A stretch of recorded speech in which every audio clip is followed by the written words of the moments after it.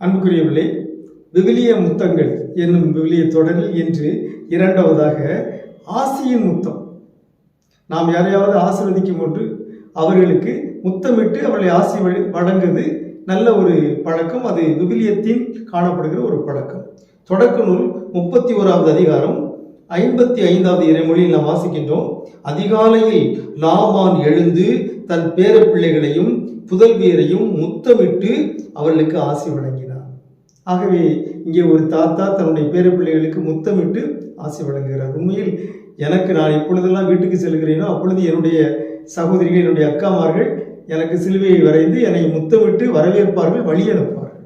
ஆகவே ஆசியின் முத்தம், பாசத்தின் முத்தம், அத்தகைய முத்தத்தை நாமும் ஒருவருக்கு ஒருவர் வழங்குவோமாக. உங்களுக்கு அமைதி உரித்தாகுக.